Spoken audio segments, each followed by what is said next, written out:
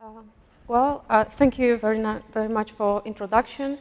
I also would like to thanks a lot to organizers for inviting me for this conference and for this talk. I'm really honored and I really appreciate being here. I hope that my talk fit to the general theoretical framework of this conference.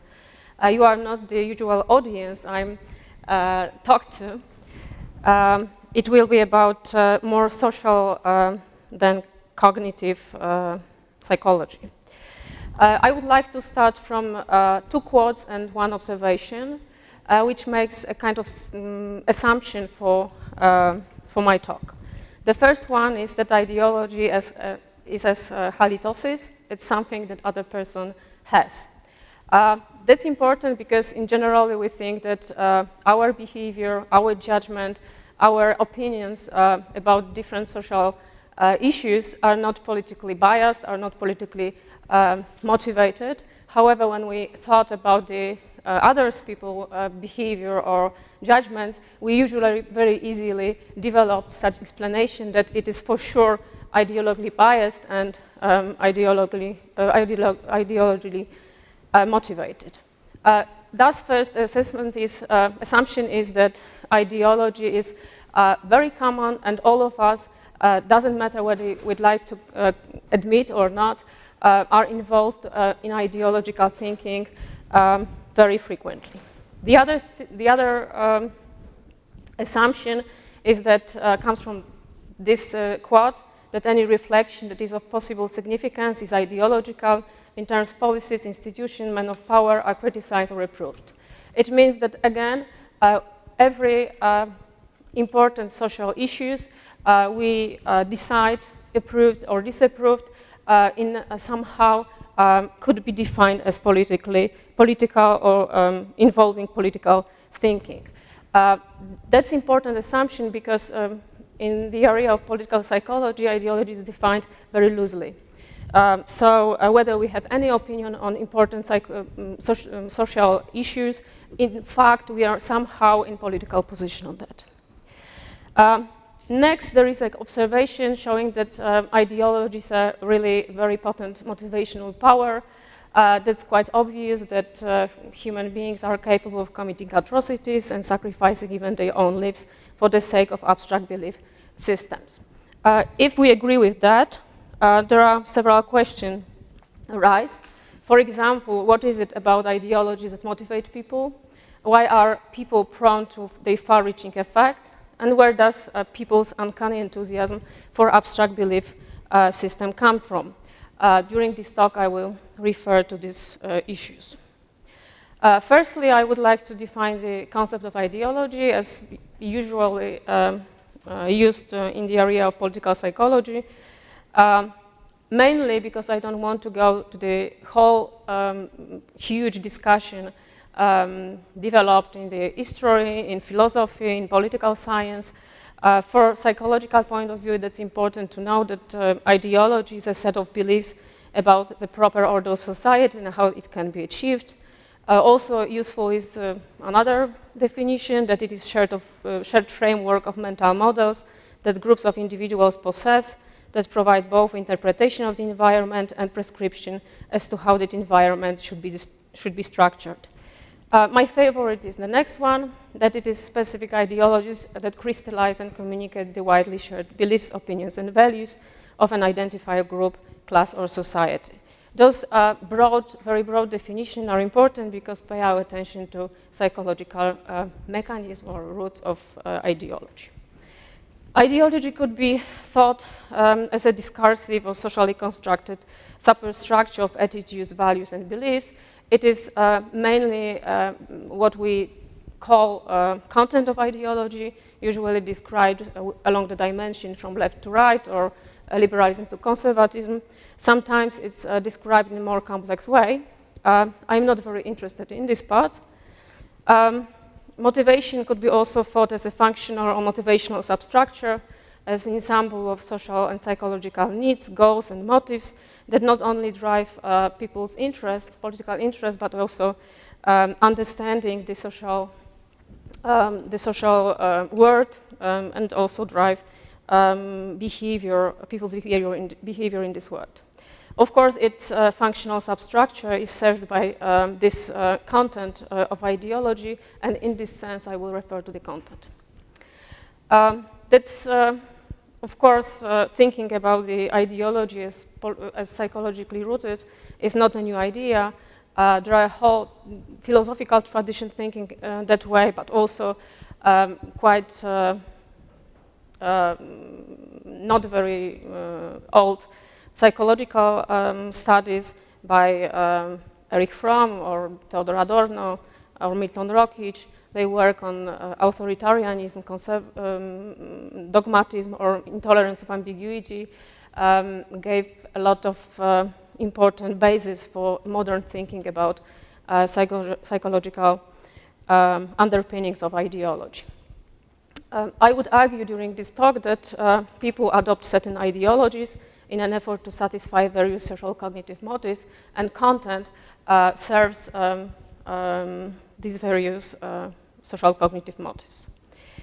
When we are talking about social cognitive motives, the question is which one or what kind of social cognitive motives underlie ideology. Susan Fiske some time ago suggested that any important social cognitive motives could be categorized into one of 5 categories of motives. Motives to belong, to understand, control, enhancing self, and trust others. And for many years, just 2 groups of motives, existential motives and epistemic motives, were treated as important for development of psychological thinking, development of psychological beliefs, ideological beliefs, and ideology itself. Nowadays, we know that it's not true, not exact true, maybe.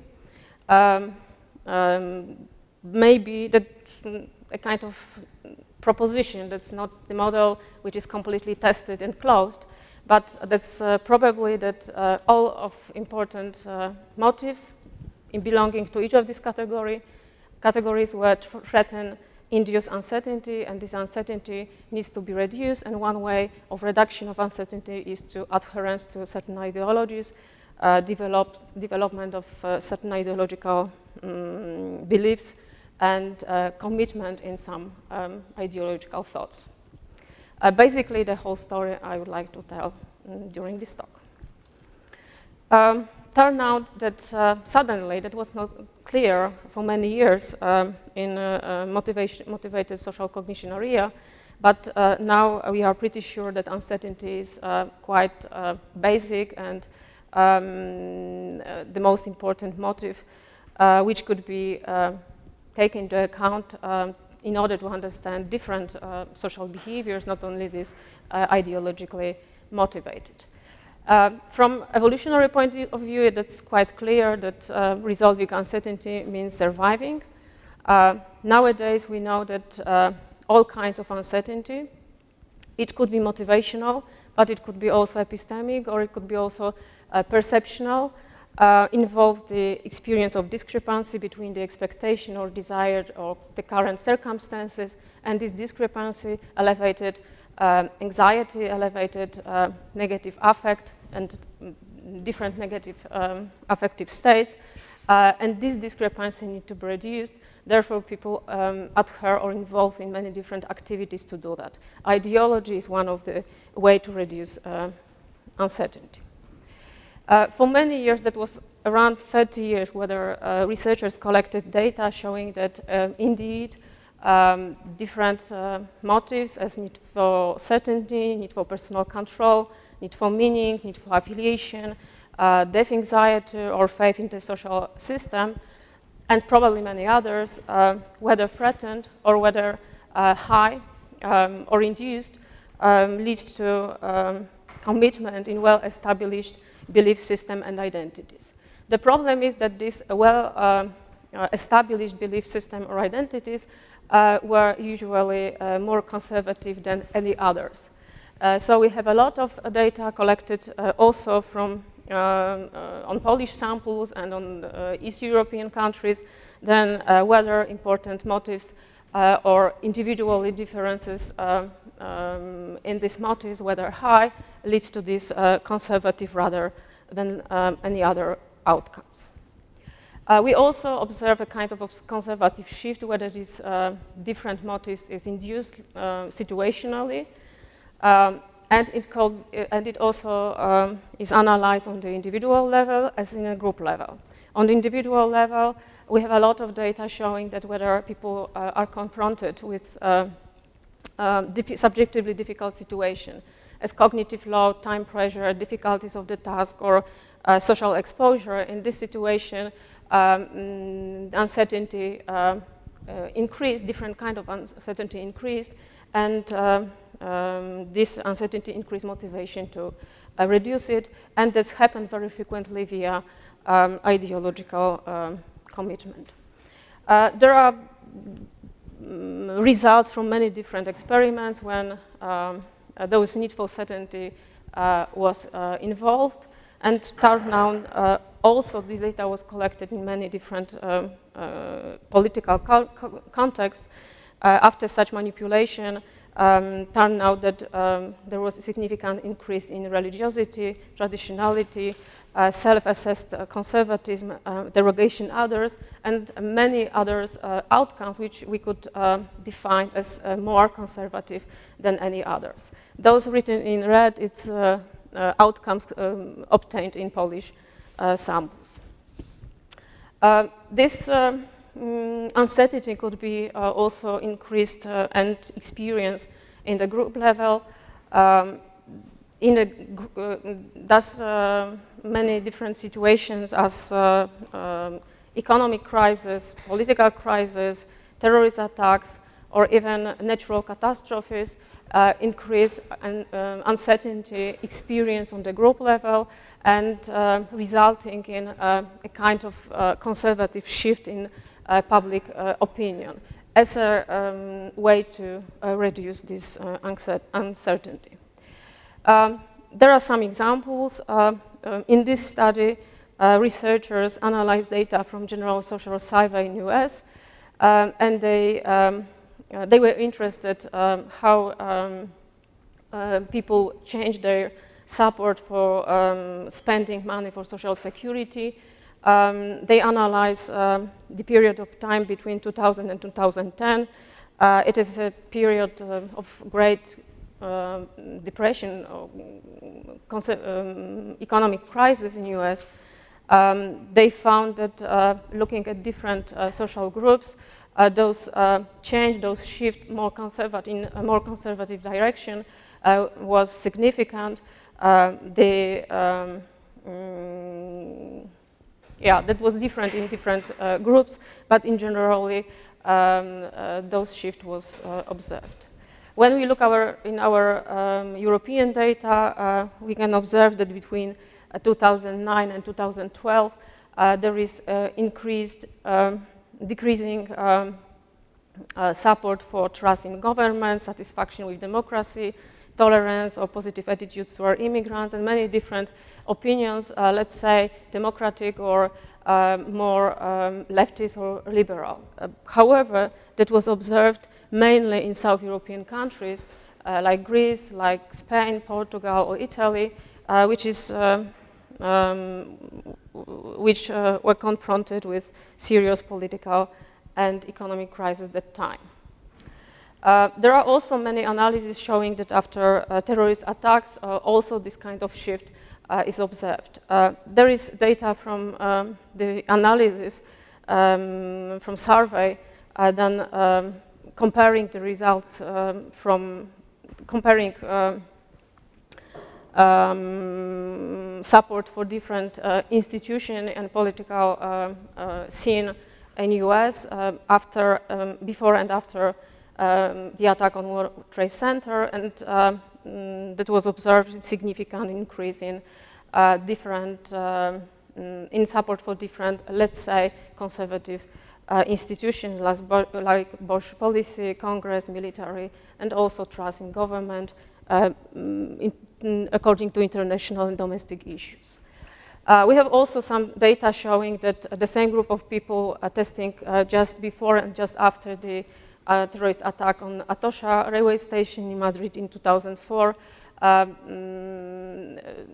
manifested there was observed the increased right-wing authoritarianism, self-assessed conservatism, prejudice toward different groups by mainly Jews and Arabs, which were irrelevant to the attack. We also have some our data related to Polish incidents. The same group of people tested before and after the Smolensk catastrophe manifest or declared the increased level of threat, conservative beliefs, religious beliefs, and also tendency to conspiracy, and not always to explain the cause of catastrophe, but in general to explain different phenomena. In general, we can say that there are a lot of data. Some of them comes from social surveys, some of them comes from experiment or quasi-experiments that we can define as a conservative shift, which took place in the phase of induced uncertainty. What is interesting, those conservative shift is usually observed only on the dimension related to resistance to social change, which is the core aspect of cultural conservatism. These effects is not usually observed on the other dimension, acceptance of inequality, which is usually related to economic beliefs. Basically, having this data, we could say that political ideology should be understood as reflecting motivated social cognition, and that people who embrace conservative or right-wing ideologies do so in part because it serves their chronically or temporally heightened needs to manage uncertainty and threat. Maybe ideology could be treated as Xanax of the people. The question is what's about ideology that could work in that way. We could say that ideology, and specifically this conservative, in defining loosely way, ideology imposes prescriptive beliefs that act as standards and guides for behavior. It also serves as an explanation that can accommodate many life observation, thus providing adequate predictions for the future. What is also well known that one person identifies or pursues ideology, his or her attention becomes sharply focused on belief-relevant thoughts, such that inconsistent, discrepant thoughts are suppressed and not perceived. There are some data comes from cognitive laboratories showing it is a specific cognitive way of functioning, people who are involved in ideological thinking. As a result, these people become more closed, more certainly oriented, and more commit in defense of these ideological beliefs. The question is why conservatism or conservative ideology acts as anxiolytic. In fact, working for many years on this motivational underlie of ideology, I was pretty sure that there was a kind of general mechanism, motivational mechanism, and any kind of any content could work and could be efficiently used as an anxiolytic.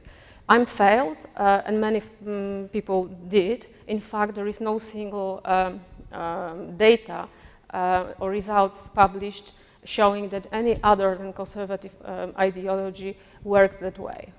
Why is that? Maybe conservative beliefs represent a mode of thinking that is closed, certain, and structured, and this formal aspect of this ideology is useful and efficiently can reduce uncertainty. Maybe we are living in more conservative than any other societies, therefore, even if we are not adhere to this kind of ideology reflectively, that's conservative content which is well known, certain, and socially shared. So under uncertainty, this content comes to our mind automatically. Or maybe these conservative beliefs offer simple map of meaning, and for sure liberal and leftist ideology is not so good at it. Or maybe threat and uncertainty motivates conservatives but not liberals. So maybe that's a kind of different motivations underlying these two types of attitudes or beliefs. I think that to answer this question, that's very useful to look at the results obtained on the other than social science. I think that studying neuroscientific studies from neuroscience could help us to answer this question. I'm pretty sure that I agree with this, that politics might not be in our souls, but probably is in our brains and also DNA. This DNA part I will skip here. But I'd like to present some examples, which is important to verify the assumption or the hypothesis that reducing uncertainty is an important motive underlying conservatism. First study comes from work by Oxley and colleagues. It was published in Science in 2008. They tried to verify the hypothesis that conservative people are more sensitive to threat than low conservative people. Those level of conservatism was not self-assessed, but people declared this agreement with different statements, which generally, objectively, could be could define the conservative or liberal side of the attitudes. In this task, participants view different images, positive, neutral, and also threatening, like spiders, bloody faces, or rotten food. And at the same time, experimenters recorded skin conductance responses. That's quite well established that heightened level of skin conductance responses means increased sweat gland activity, which is related to sympathetic nervous system response, which is characterizes of fear. Turned out that in viewing the neutral or positive images, ideology doesn't matter. There is no differences between these two groups of people in responses to psychophysiologically recorded responses to stimuli. However, whether participants view threatening stimuli, those differences between these two groups become significant. High conservative people demonstrated higher skin conductance response change to compare to low conservative people, and in general, these results was interpreted as a more sensitivity to threat related to ideological position. In the other study, they tested the defense startle reflex, which is the magnitude of eye blink in response to sudden and loud bursts of white noise. Happened while participants were looking at the cross in the middle of the computer screen, and stronger contraction of muscles surrounding the eye indicates a stronger reflective defensive reaction to the startling event. That was defense startle reflex was recorded by electromyogram. Of course, all of us has this defense startle reflex. However, in this study, participants, more conservative participants, react on this sudden and loud startling event stronger than low conservative people.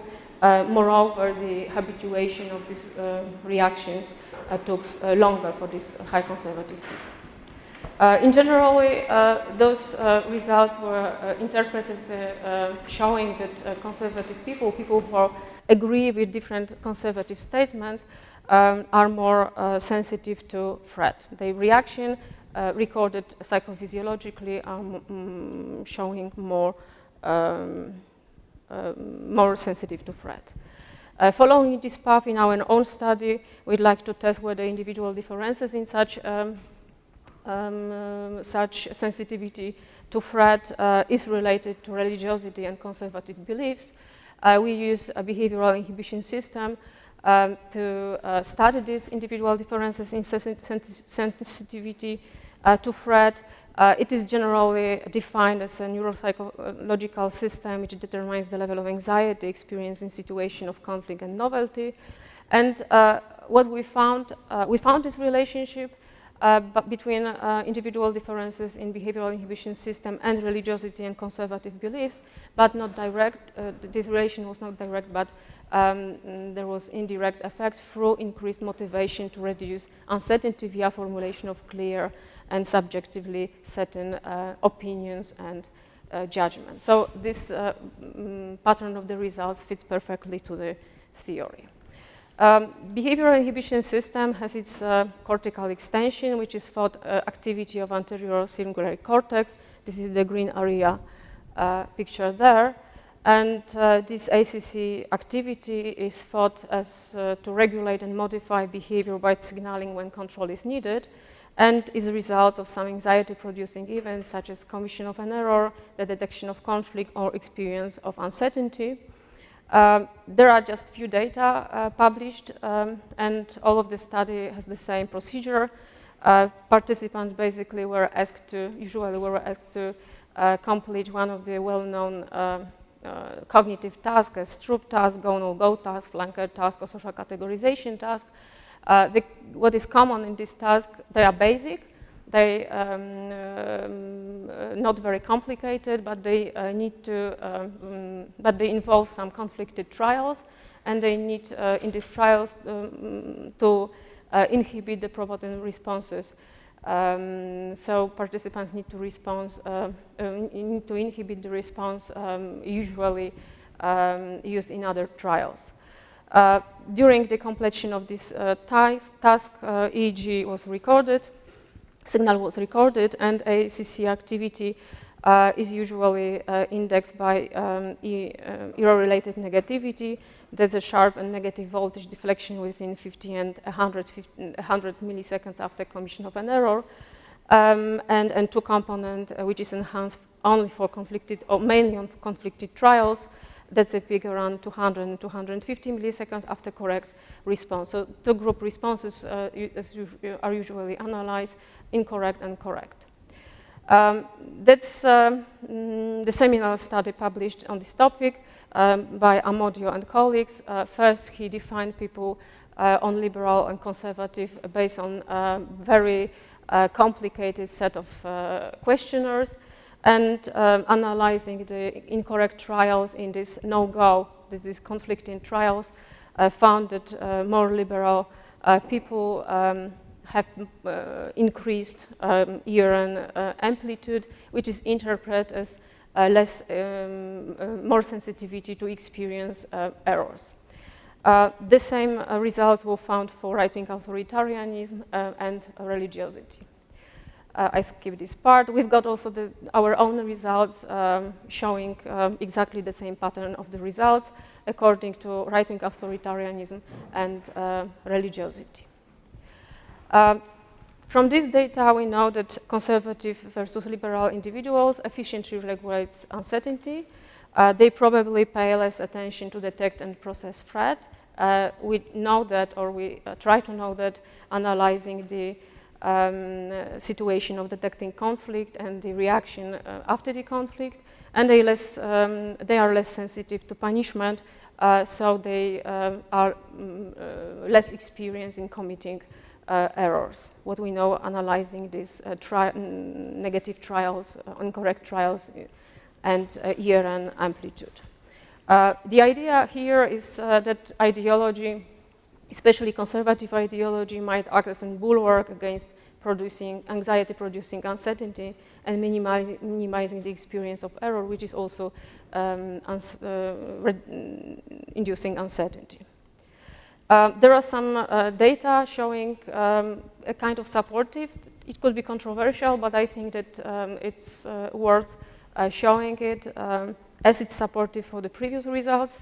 Kanai and colleagues demonstrated correlations between ideology and brain volume into major brain structures. This ACC, this was higher for liberals, and the right amygdala, this was found higher for conservatives. Till now, I presented two parts of studies. The first showing that having psychophysiological indices, high conservative people to compare to low conservative people are more sensitive to threat. And the other part of studies showing that those conservative people are probably less sensitive to conflict, they pay less attention to detect conflict, and they less experience errors when they committed. There is also another path of this kind of analysis showing that even if we don't know any certain opinions, ideological opinions, whether we only process the conservative content, certain area of brain is activated. In this fMRI task, participants just read 80 sentences. They do not need to judge this sentence and don't need to answer whether they agree or not agree. They just need to read it and decide what kind of type font this sentence was typed. These 80 sentences were conservative in content, liberal in content, but also extreme or also related to individualistic and collectivistic dimension or thinking. That's almost finished. And that was found that regardless of participants' own political orientation, the processing of conservative statement was associated with greater activity in this pictured in blue dorsal prefrontal cortex area. This area is well known as associated with withdrawal, motivation, negative affect, and response inhibition. So that's important because it means that context as a LAN, conservative context, is differently processed, and it is related in inducing maybe withdrawal, motivation, and negative affect. To conclude, I would say that conservatives and liberals differ in terms of uncontrolled physiological responses to stimuli and brain function. That's what I said before. Of course, there is no possible to say what is anything about causality. That's probably having some beliefs, ideological beliefs, influence the brain activity. And the other way around, it's also possible. According to the idea that not only do people choose ideas, but ideas choose people. I would say that this mechanism, I was talking about ideologies motivated social cognition, but I think that the mechanism is more, that the model is more general and universal. I would say that all kinds of uncertainty, motivational, epistemic, and perceptual, involve experience of discrepancy. This discrepancy activates neural processes related to anxiety and driving variety proximal defenses related to attentional vigilance and avoidance motivation. And also, probably other kinds of defenses operate more distally and mute anxiety by activating approach-oriented states and depending on individual traits, as, for example, individual differences in this behavioral inhibition system and salient associations and norms, people who use a whole area of defensive strategies as heightened commitment in people's goals, ideals, social relations, identifications, and also ideologies and worldviews.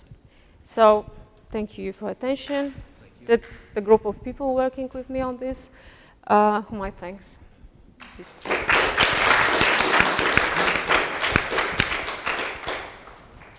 Professor Swinburne. Thank you very much. Well, I wonder how you measure the closeness of a mind. You spoke of conservatives as being not open to criticism as much as other groups. Now, I've got a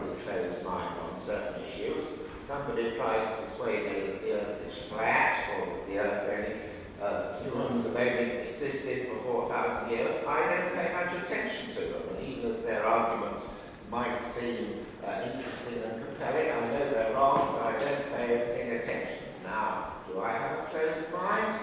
I think I probably that wouldn't suffice on the criteria to say that I have a closed mind. Well, that suggests to me that what you consider to be a closed mind is a mind which is not open to objections which are taken seriously in the surrounding culture. That suggests that you might be greatly influenced by your own beliefs, or particular psychologist beliefs, of what are serious objections and what are not serious objections.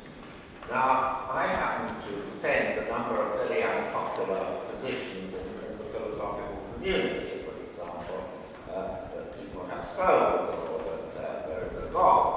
And some of my opponents take my arguments with these seriously. Others of my opponents are just simply not interested. They know the answer. I'm wrong. They don't pay attention. Now, do they have closed minds? I think they do. But then, whether you think they do will depend on whether you think that what I'm saying ought to be taken seriously or not. So I wonder if you have a fairly objective measure of a closed mind. Well, as usual in psychology, the basic measurements are people's declaration. People's declaration. So we ask people how they prefer in their word. So whether they prefer the clear information or they prefer to look for different information and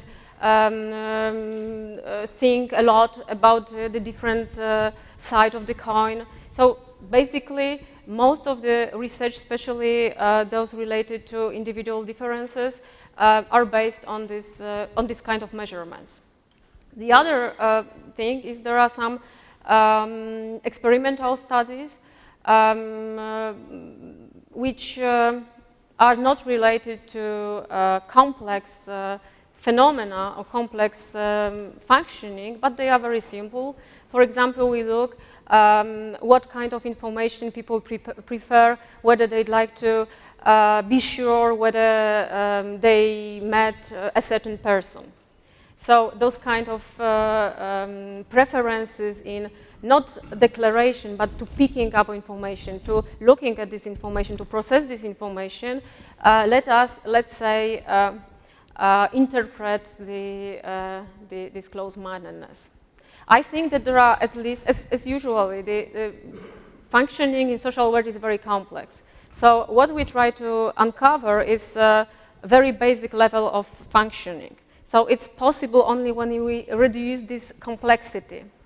The situation you refer is complex because there are different motives and different personal goals, and maybe more broad defined goals are involved in that, which can, you know, interfere with this basic process. I think we have another question here. With respect to the hypothesis that conservatives tend to be affected by threat, I just was wondering, how do you comment on, like, let's say, the gun issue in the US right now? Because it looks like here the liberals are feeling more threatened by all the gun violence that is happening. And yeah, I just would ask your comment about that. It's, you know, like, it looks like the liberals are being more affected by it. They feel the threat of the guns and then rather than the other way around. As I said, it's difficult to say anything about the causality of this effect, but for sure, having this more closed mind or more certain beliefs, which is in content usually more conservative, those kind of people are sensitive to threat and react stronger, viewing even not related to the beliefs or to their values stimuli, like this threatening faces or something like that. Probably, as usually in psychology, it is kind of loop. So I have no idea when it starts, but being more sensitive to threat. I mean, I understand this, that that's the situation whether people are more sensitive to different kind of information and are more prone to identify this information as more threatened. That's probably the case. And this kind of people develop a lot of strategies to defend this, to reduce or mute this threat and anxiety. So one useful tool we have is ideology, because it's pervasive, because it's useful in communication with other people, because it's related to our own goals, values, and so on. And as I said, probably whether that's happened, whether we choose that ideology is useful, we have no choice but to be more and more committed in defending the beliefs, to be more adhere to these different positions. I have two questions. First one is methodological. Because there is a problem that we connect our cognition with ideology, whereas our cognition or how we cognize the world is something more permanent, whereas ideology, I mean, it's changing. Conservatism now means something very different than conservatism 80 years ago. And when you ask people about such things like gun control or immigration policy, conservatives from 80 or 100 years ago would answer completely differently. Mm-hmm. How can you now connect our style of cognition with that? Okay. That's the first. Second, well, there are some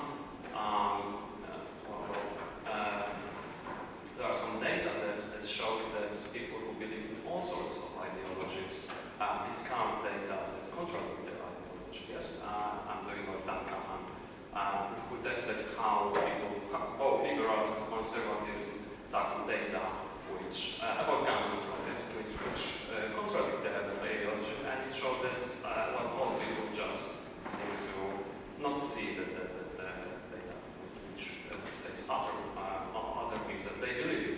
And the first thing is, well, how can we avoid kind of our own political bias when designing such a research? Because, well, it is no secret that in on American universities there is a strong leftist bias or liberal bias. And, well, and we can see that it influences in a strong way those researchers. How can we avoid it? Mm-hmm. Thank you. Very important comments. That was basically my thoughts from the beginning. I was working on this issue. The first thing is that, as I said, we define this conservative loosely, and you notice I usually use the how to say that? Inverted commas to use this word, because in fact we are not referred to the discussion what is at this time and this area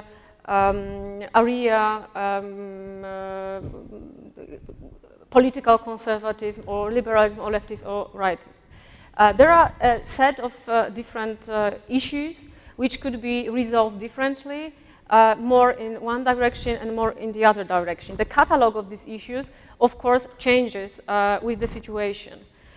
So even if we do not exactly measure the same conservatism in each country, in each societies, in each time, we can generalize these results and a kind of conservative shift. It means it relates to what is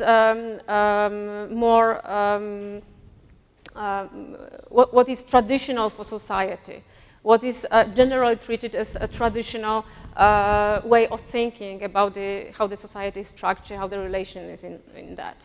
So that's my question for your objection here.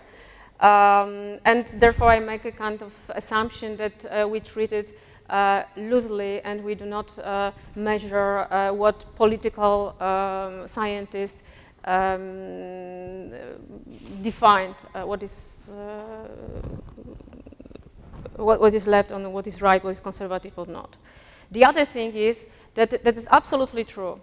all of these studies are slightly biased, not only because researchers are more prone to one side of political scene than the other, what it could be true as well. However, it's biased because the catalog of issues we ask people are more related to this conservative, let's say, again, side of the political scene. So maybe that's a problem. But even if you look, our data comes from Poland and other East European countries, our political context is slightly different, and it couldn't be compared to what is conservative somewhere else.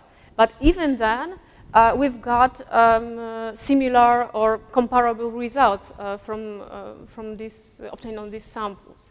So there is something universal underlying besides the slightly difference in context.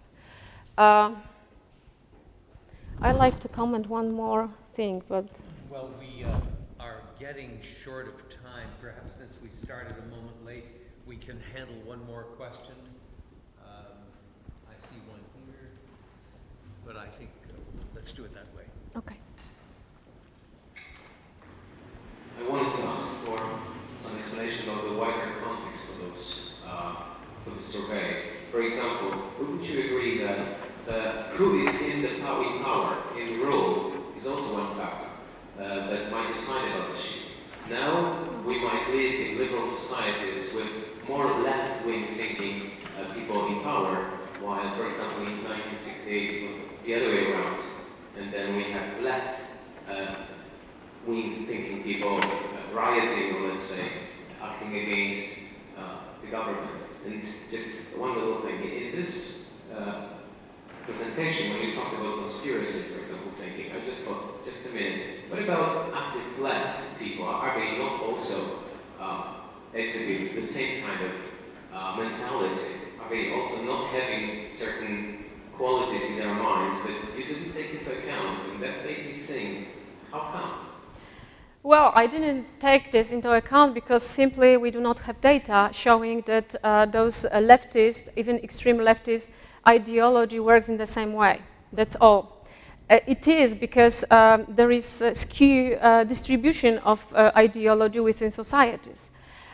In fact, there is one published paper published according to this left-wing authoritarian, let's say, personality concept, and it was found only in a very special group of people, the 0.1% of the society, the Dutch society. So it means that that's probably right, and traditionally we like to think, and I like to think, that the mechanism is general. And the same kind of psychological structure we can find for the both sides of ideological scene. However, we do not have so many really leftist people or people having this really leftist extreme or so strong position to found, let's say, symmetrical results. So that's my answer for that. One thing what is, for me, allowed me think slightly maybe differently is that really maybe the kind is a different motivation of people of this different side of political scene. So maybe really for conservative people the uncertainty and reducing uncertainty and this threat is important, but for liberal people other kind of motivation is important. So maybe threat to the I don't know, autonomy or openness for experience, which we know is related to those leftist ideology, allowed us to see the more complex, this thing in a more complex way. Thank you very much. Thank you very much.